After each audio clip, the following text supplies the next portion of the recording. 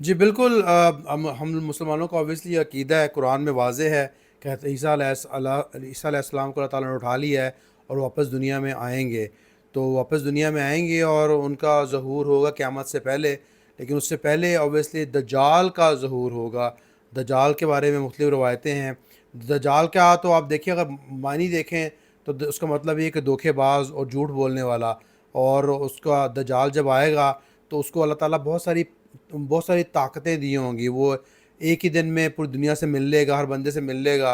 اور مختلف روایت میں آتا ہے، ایک روایت میں آتا ہے کہ وہ جو ہے 40 دن تک دنیا میں رہے گا، لیکن اس کا پہلا دن جو ہوگا وہ 1 سال کے برابر ہوگا، پھر دوسرا دن اس کا 1 ماہ کے برابر ہوگا، پھر تیسرا دن اس کا 1 ہفتے کے برابر ہوگا، اور اس کے بعد جو ہے اس کا نارمل دن گزرے گا۔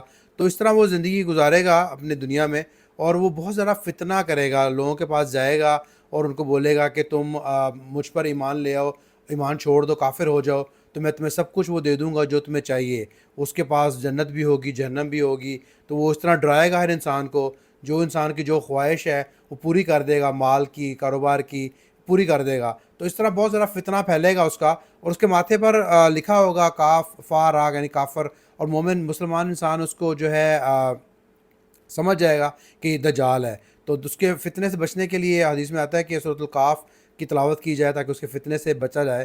تو لیکن اسی کے دور میں حضرت عیسیٰ علیہ السلام کا ظہور ہوگا، اور حضرت عیسیٰ علیہ السلام جو ہیں اس کو نیست و نابود کریں گے۔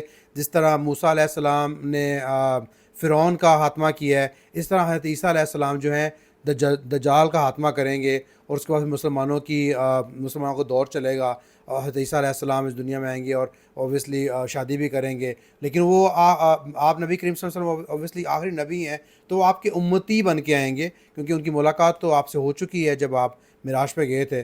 تو آپ نبی کریم صلی اللہ علیہ وسلم کے امتی ہوں گے، تو اور وہ مسلمانوں کے امیر بنیں گے اوبیسلی۔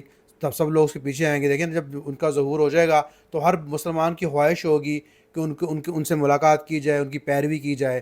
تو اس خواہش کے بعد ہر کوئی ان کی بات مانے گا، اور ان ماننے کے بعد اوبیسلی مسلمانوں کا پھر سے ایک دفعہ پھر سے مسلمانوں کو سب پاور مل جائے گی، مسلمان سب سے دنیا میں عروج میں آ جائیں گے، اور مسلمانوں کا جو دور چلے گا، اور وہ کریں گے، دجال کا خاتمہ کریں گے۔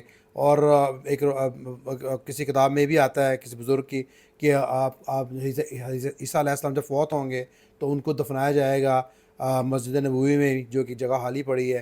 آپ نبی کریم صلی اللہ علیہ وسلم کے ساتھ ہی وہیں غسل دیا جائے گا، اور وہیں پہ ان کو دفنایا بھی جائے گا۔